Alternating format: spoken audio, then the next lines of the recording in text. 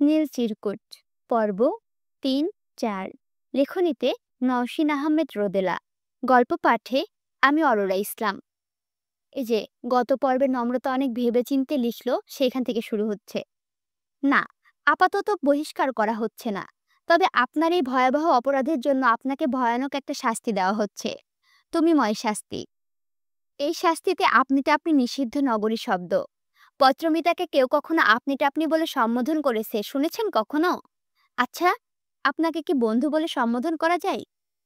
অনেকটা আগের যুগের পত্রমিতার মতো। ছোটবেলায় দাদির কাছে পত্রমিতাকে ঘিরে অজস্র গল্প শুনেছি। আমার দাদাভাই আমার দাদির সম্পর্কটাও হয়েছিল মূলত চিঠিপত্রকে কেন্দ্র করে। দাদি যখন পঞ্চম শ্রেণীতে পড়ে, তখন পত্রমিতালি বলে একটা সংখ্যা ছিল। একদিন দাদির সই দুষ্টুমি করে সে পত্রমিতালিতে দাদির নাম ঠিকানা দিয়ে দিল, কিন্তু সপ্তাহব্যাপী কোনো চিঠিপত্র এলো না।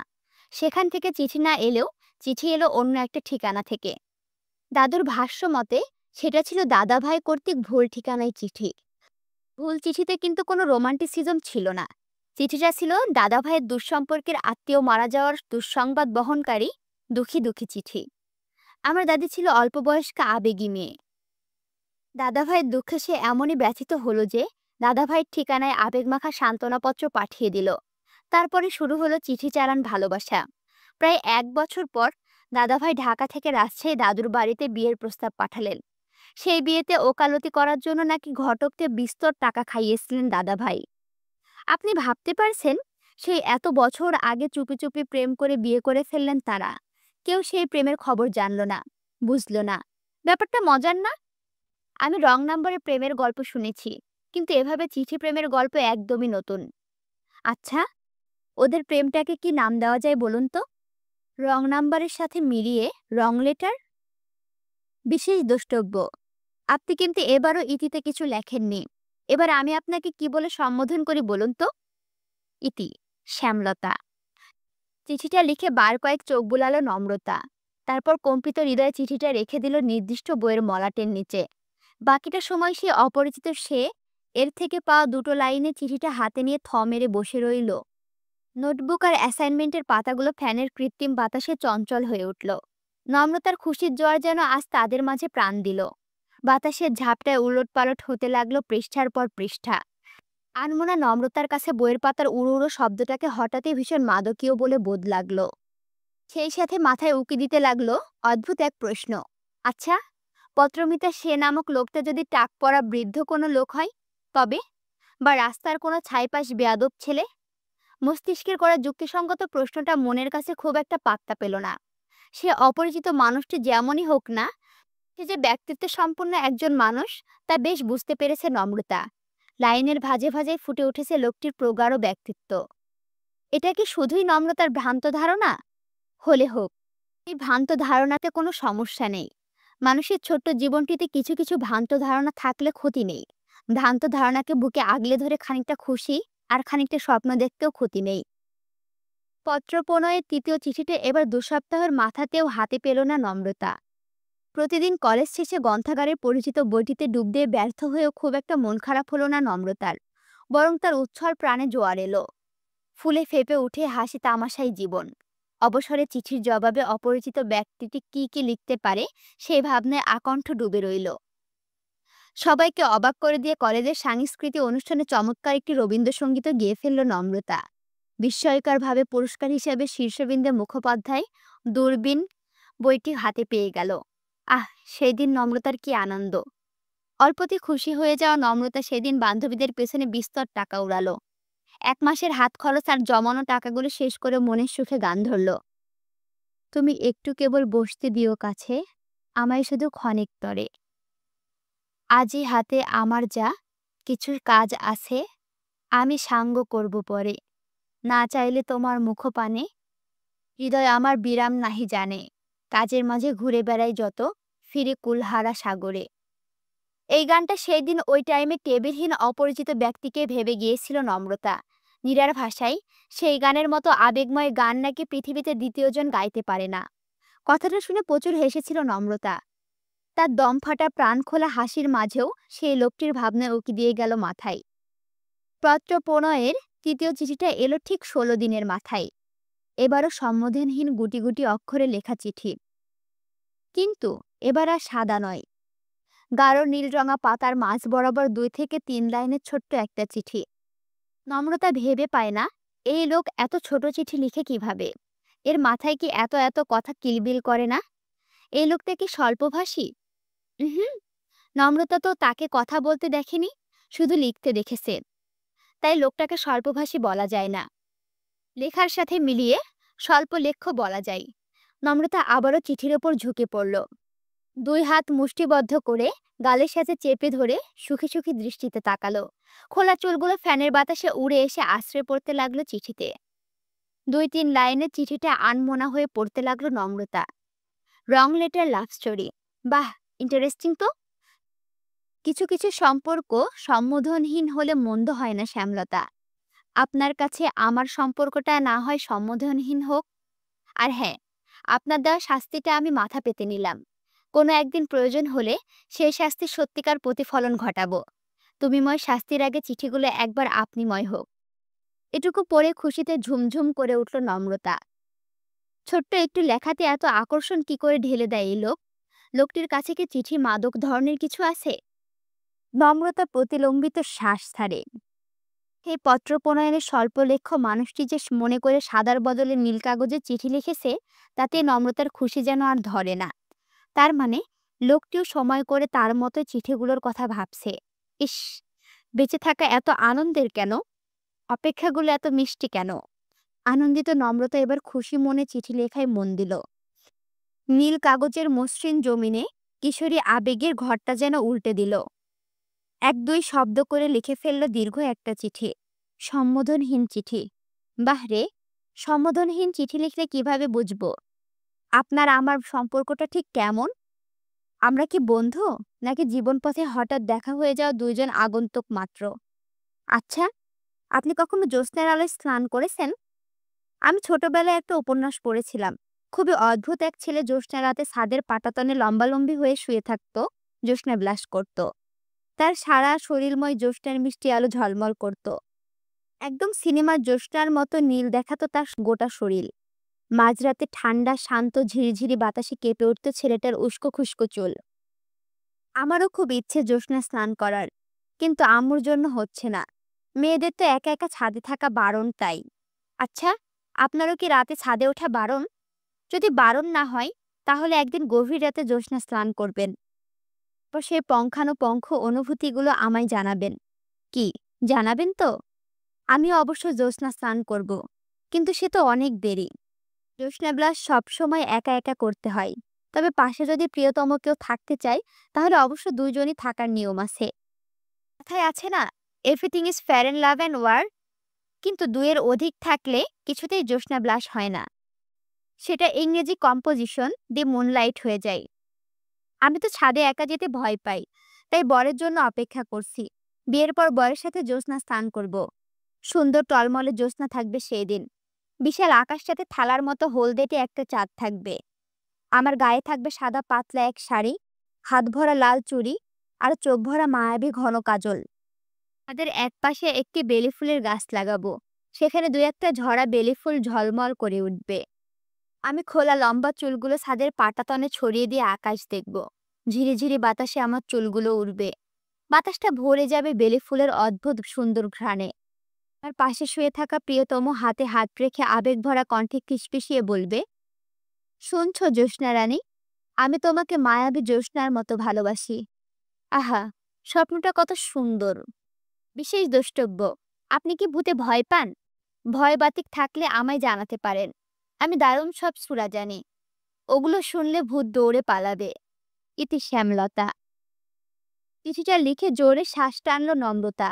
কিছুক্ষণ ভুরু কুঁচকে চিঠির দিকে তাকিয়ে থেকে ভাবল, এমন সুপ্ত স্বপ্নের কথাগুলো কি এভাবে লিখে ফেলাটা ঠিক হলো?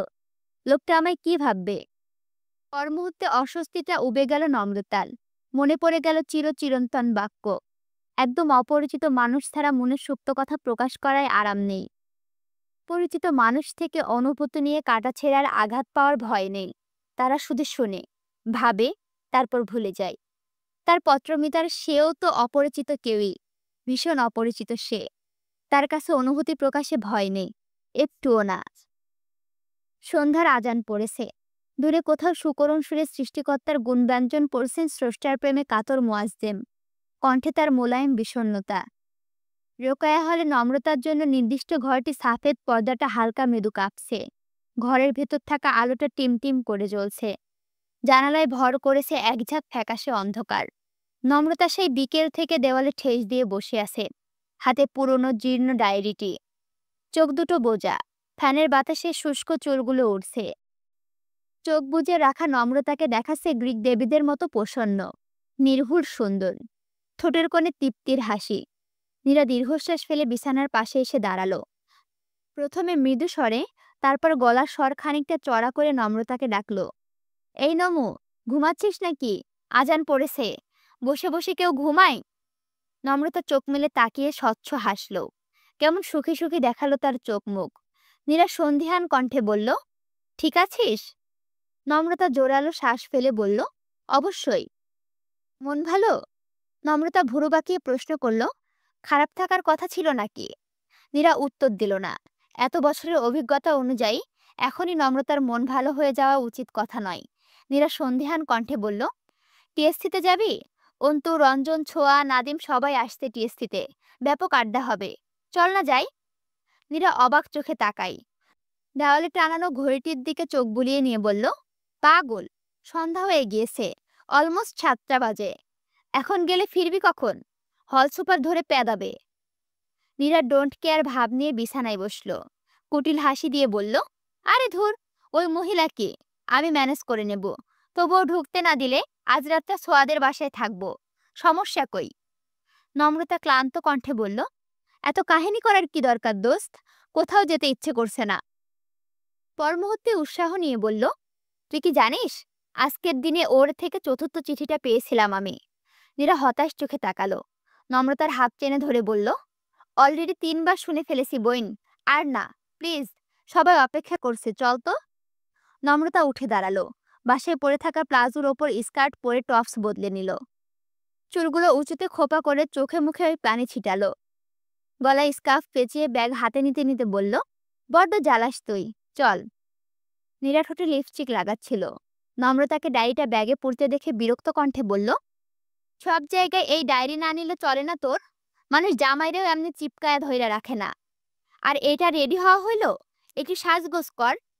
নম্রতা হাসল। নীরার মাথায় চারটি মেরে বলল, আড্ডা মারতে যাচ্ছি, বিয়ে করতে নয়। আর সেজে গুজে কি হবে?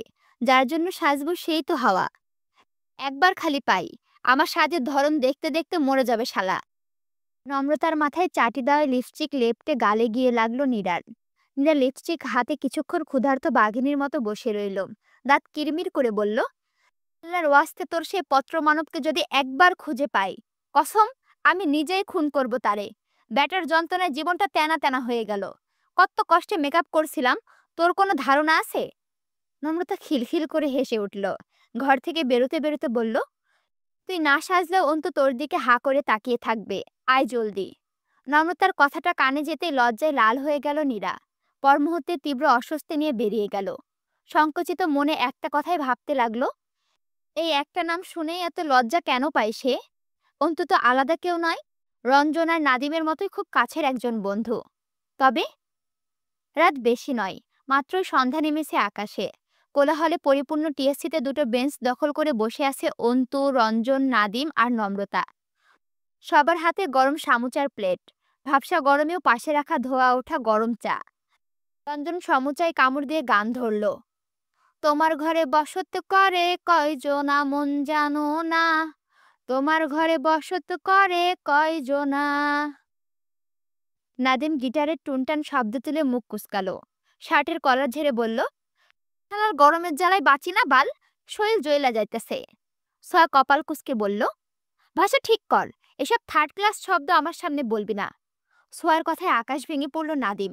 বলল, তোর ভাষার কোন বা? ছোঁয়া চেঁচিয়ে বলে উঠল, আবার। নাদিম গলা পর্যন্ত উঠে আসা শব্দটা গিলে নিল। মুখ কুচকে চায়ের কাপে চুমুক দিয়ে বিড়বিড় করে বলল, তোর প্রফেসর বাপের খাইস্টে জ্ঞান দেখাইস না সারাদিন, ভাল লাগে না বাল, যা কইলাম না। ছোঁয়া ফুঁসে উঠে বলল, তুই আবার বললি, আর খাইস্টি কি? সি, বমি আসছে আমার। এত বাজে কথা বলিস তুই? সোয়ার কথায় নাদিমের মাথা ঘুরে যাওয়ার উপক্রম। মানে কি? এই মাইয়া বলে কি? সে কি এমন বলল যার জন্য তাকে বমি করে দিতে হবে? একটা সিম্পল কথা নিয়ে এত লাফালাফি কিভাবে পারে এই মেয়ে? এই মেয়েকে তো দিনে রাতে থাপড়ানো উচিত। অসহ্য। অন্তু সামুচায় কামড় দিতে দিতে উদাস কণ্ঠে বলল, ছাড় তো, রঞ্জন গান ধরবে, তুই সুর তোল, পুরাই ছ্যাঁকা টাইপ গান, বুঝলি? অনার্স থার্ড ইয়ারে উঠেও যদি জুনিয়রদের প্রেমলীলা দেখেই বুড়ো হতে হয়, তাহলে এই জীবন রেখে লাভ কি? এই নমু, তোদের কি একটুও মায়া হয় না? বন্ধু সিঙ্গেল থাকতে থাকতে ডিপ্রেশনে চলে যাচ্ছে, একটা মেয়েটিয়ে তো খুঁজে দিতে পারিস নাকি? স্বার্থপর। নম্রতা সরু চোখে তাকালো, হাতের কাপটা পাশে রেখে ডান পায়ের জুতোটা খুলে নিয়ে বলল, জুতো দেখছস? মায়ের না খাইবার চাইলে স্বার্থপর বলবি না। এই 3 বছর কম ট্রাই করছি, তোর তো কোনোটাতেই মন ভরে না। অন্তু কিছু বলার আগে লাফিয়ে উঠল নীরা। আশেপাশে তাকিয়ে কিছু একটা লক্ষ্য করে বলল, আশেপাশে বহুত মেয়ে আছে দোস্ত, তুই খালি চুজ কর, পটাই দেওয়ার দায়িত্ব আমাগো, যেমনেই হোক পটামু, যা। অন্তু আহত দৃষ্টিতে তাকালো। সেই দৃষ্টিকে সম্পূর্ণ উপেক্ষা করে এদিক ওদিক থাকা মেয়েদের নিয়ে পর্যালোচনা করতে ব্যস্ত হয়ে পড়ল নীরা। অন্তুর চোখে মুখে ফুটে উঠল হতাশার ছাপ। ভার্সিটির প্রথম বছর থেকে নীরার প্রতি দুর্বলতা প্রদর্শন করে আসছে অন্তু। সে দুর্বলতা গত 2 বছরের জীবন মরণে ভালোবাসায় পরিণত হয়েছে। কিন্তু নীরা নারাজ। প্রথম বছরটা নীরাকে উঠতে বসতে প্রপোজ করেছে অন্তু। নিজের আত্মসম্মান জলাঞ্জলি দিয়েও নীরাকে ভালোবাসতে বাধ্য করতে পারেনি সে। শেষমেশ পরাজিত সৈনিকের মতো জিজ্ঞেস করেছে, কেন পছন্দ করিস না আমায়? কোনো কারণ তো অবশ্যই আছে, একাধিক কারণও হতে পারে, বল শুনি। অন্য কোনো মেয়ে পটানোর আগে দোষগুলো ঠিকঠাক করা যায় কিনা দেখি। নীরা হাসি মুখে উত্তর দিয়েছে, তুই আমার থেকে 4 মাসের ছোট।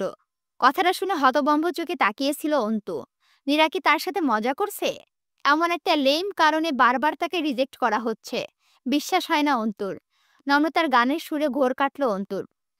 অতি সপ্তপর্ণে তপ্ত দীর্ঘশ্বাস ফেলল। হাসি মুখে নম্রতার গানের আসরে মন দিল। নম্রতা তখন অন্তরা গাইছে, চোখ বুজে নিবিষ্ট মনে সুর তুলেছে।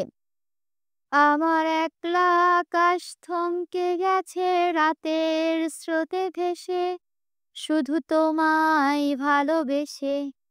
আমার দিনগুলো সব রং চিনেছে তোমার কাছে এসে, শুধু তোমায় ভালোবেসে।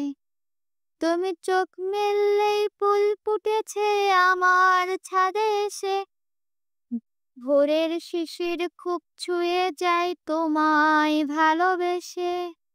আমার একলা আকাশ থমকে গেছে রাতের স্রোতে ভেসে, শুধু তোমায় ভালোবেসে। নাদিম আলতো হাতে গিটার বাজাচ্ছে। সবাই নিশ্চুপ নিস্তব্ধ। আশেপাশের অনেকেই কান খাড়া করে শুনছে নম্রতার কীর্ণি কণ্ঠ গান। গান শেষ করে চোখ মেলে তাকালো নম্রতা। দাঁত বের করে হেসে বলল, যা গাইলাম এখন হলো? কেউ জবাব দিল না। রঞ্জন অদ্ভুত চোখে কিছুক্ষণ তাকিয়ে থেকে বলল, দোস্ত, তুই যে কি পরিমাণ মারাত্মক গাইছিস বুঝতে পারছিস? এত আবেগ কোথা থেকে আসে তোর গলায়? এর আগেও তো এতটা আবেগ দিয়ে গান গাসনি তুই। তবে নতুন নতুন প্রেমে পড়েছিস নাকি? নম্রতা হাসল, হাত দিয়ে মাছি তাড়ানোর ভঙ্গি করে বলল, ধুর, আমি আর প্রেম, পুরাতন প্রেমে মজে মজে শেষ হয়ে যাচ্ছি, আর তুই বলছিস নতুন? নাদিম চোখ বড় বড় করে বলল, পুরাতন প্রেম মানে কি? তুমি মামা ডুবে ডুবে জল খাও, আমাদের বলিসনি পর্যন্ত। নীরা সমুচার কোনা চিবোতে চিবোতে বলল, কেন, ওর ছ্যাঁকা খাওয়ার কাহিনী শুনিস নাই? আজকে তো ওর মন ভালো করতে আড্ডা বসালি, তবুও জানিস না? রঞ্জন অধৈর্য হয়ে বলল, ছ্যাঁকা যে খাইছে তা জানি, পুরো কাহিনী তো জানি না। তোর এত আবেগের পেছনে যদি ওই একটা মানুষ থাকে, তাহলে আমি ওই একটা মানুষ সম্পর্কে জানতে চাই। শুরুটা কিভাবে, আর শেষটাই বা কি? সবাই উৎসাহ নিয়ে নম্রতার দিকে তাকালো। নম্রতা বুক ভরে শ্বাস টেনে বলল, শুরুটা হয়েছিল চিঠি দিয়ে, পত্রপ্রেম বলতে পারিস। অন্তু কপাল কুঁচকে বলল, কলেজের ক্লাসমেট ছিল তোর? সেম ইয়ার? বয়ে বয়ে পত্র বিনিময় টাইপ কিছু? নম্রতা হেসে বলল, না। সোয়া চশমা ঠিক করে জায়গায় ঠেলে দিয়ে বলল, হোয়াট ইজ পত্রপ্রেম গাইস? নাদিম ফুঁসে উঠে বলল, ওই, এই ইংরেজের বাচ্চারা চুপ করতে বল। সইয়ার বাচ্চা, বেশি কথা বললে চর খাবি। যতটুকু বুঝবি ততটুকু মন দিয়া শোন, কথার মাঝে বাম হাত ঢুকাবি না। সোয়া মুখ ফুলিয়ে বলল, আমার নাম ঠিক করে উচ্চারণ কর। আমার নাম সুইয়া না, সোয়া। সুন্দর নাম। নাদিম ধরালো গলায় বলল, ওই, তোরা চুপ করতে বলছি না? সোয়া সুন্দর নাম। এই সুন্দরের কি বোঝস তুই? তোর নামটা টোটালি খ্যাত। রঞ্জন ওদের থামিয়ে দিয়ে বলল, চুপ কর তো তোরা, নমুকে বলতে দে। তাহলে শুরুটা কিভাবে? কলেজ সিনিয়র ছিল বা স্কুল সিনিয়র? নাদিম কথা কেড়ে নিয়ে বলল, বা পাশাপাশি বাড়ি, প্রতিবেশী ভাইয়া সাইয়া। নম্রতা হেসে ফেলে বলল, ওসব কিছু না। অন্তু অধৈর্য হয়ে বলল, তাহলে দেখলি কেমনে? দেখিনি। নম্রতার বলা ছোট্ট শব্দটা কানে যেতেই চোখ বড় বড় করে তাকালো সবাই। শুধু নীরা স্বাভাবিক ভঙ্গিতে চায়ের কাপে চুমুক দিতে লাগলো। রঞ্জন কিছুটা ধাতস্থ করে বলল, দেখিসনি মানে? না দেখে প্রেম হয়? হলো তো। আমি কিছু বুঝতেছি না। দেখিসনি তাহলে চিঠি পেলি কিভাবে? কাহিনীটা কি? স্পষ্ট কর তো। নম্রতা ধীরে ধীরে কাহিনী বর্ণনা করতে লাগলো। তাদের তৃতীয় চিঠি প্রাপ্তির ঘটনা পর্যন্ত শুনে আঁতকে উঠল রঞ্জন। নাদিম চোখ কপালে তুলে বলল, এভাবেও প্রেম হয় নাকি? সত্যি ঘটেছে এমনটা? রঞ্জন ঘোর লাগা কণ্ঠে বলল, আমার বিশ্বাসই হচ্ছে না। তারপর কি হলো? বেটা চতুর্থ চিঠি কবে পেলি হাতে? নম্রতা হালকা হেসে আকাশের দিকে তাকালো। ব্যাগ থেকে ডায়েরিটা বের করে আঠার লাগানো চতুর্থ চিঠির পৃষ্ঠাটা বের করলো। বন্ধুদের দিকে এগিয়ে দিয়ে আবারও অতীতে ডুবল। নম্রতার হাতে যখন চতুর্থ চিঠিটা এলো, তখন কলেজে গ্রীষ্মের ছুটি। বাসা থেকে বেরোনো একেবারেই নিষেধ। টিউশনিগুলোতে সাময়িক ছুটি জারি করেছেন স্যাররা। বাইরে বের হওয়ার অজুহাতের ঘট ফাঁকা। নম্রতা দিনরাত ভূতের মতো পায়চারি করে আর ভাবে, কলেজগুলো এভাবে বন্ধ রাখার মানে কি? বছরের হাফ সময় যদি গ্রীষ্মের ছুটিই থাকে তাহলে পড়াশোনাটা হবে কখন? না, সরকারি কলেজের এহেন দুর্দশা আর মেনে নেওয়া যাচ্ছে না। গভীর রাতে বাবাকে ডেকে তুলে বা নীরাকে ফোন দিয়ে উঠিয়ে গম্ভীর কণ্ঠে আলোচনা করে নম্রতা, এই যে এত টাকা দিয়ে টিউশনি করছি, লাভটা কি হচ্ছে? বছরের বেশিরভাগ সময় তো স্যারেরা গ্রীষ্মের ছুটি কাটিয়ে ফেলছেন। গরম তো বাসায় বসে থাকলেও করবে, শ্বশুর বাড়িতে বেড়াতে গেলেও করবে। গরম হাওয়া খাওয়ার জন্য অন্যের টাকা মেরে ছাড় দিয়ে শ্বশুরবাড়ি বসে থাকার মানে কি? আমাদের বাপের টাকা কি নদীতে ভেসে এসেছে? আসেনি। তাহলে এত কিছু সহ্য করা কেন? টাকা দিয়ে যেহেতু পড়ছি, আমাদের উচিত প্রোটেস্ট করা। হ্যাঁ কি না? নীরা আর নম্রতার বাবা ঘুমে ঝিমুতে ঝিমুতে বললেন, হ্যাঁ, অবশ্যই, লেটস প্রোটেস্ট। এভাবেই প্রায় এক সপ্তাহ কাটিয়ে দেওয়ার পর ফট করে একটা অজুহাত পেয়ে গেল নম্রতা। মাকে গিয়ে রাঙিয়ে চাঙিয়ে মিথ্যে বলে চলে গেল শাহবাগ। দোতলায় নির্দিষ্ট বইটির মাঝে কাঙ্ক্ষিত চিঠিটা পেয়েও গেল। নম্রতা উত্তেজনায় ছটফট করে চেয়ারে গিয়ে বসল। গুটি গুটি অক্ষরে লেখা চিঠিটির দিকে তাকিয়ে দম বন্ধ হয়ে এলো। চিঠির এক জায়গায় চোখ দুটো আঠার মতো আটকে রইল। চিঠিতে লেখা, আপনার স্বপ্নটা খুব সুন্দর শ্যামলতা। আমার কাছে জ্যোৎস্না বিলাস, বৃষ্টি বিলাস বড্ড ছেলে মানুষই বলে মনে হয়, কারণহীন, অকারণ বলে মনে হয়। কিন্তু আপনার বর্ণনা আর উৎসাহ দেখে কোনো এক জ্যোৎস্নার রাতে ছাদে গিয়ে দাঁড়াতে ইচ্ছে করছে। কাকতালীয়ভাবে আমাদের ছাদের কিনারে একটা বকুল ফুলের গাছ আছে।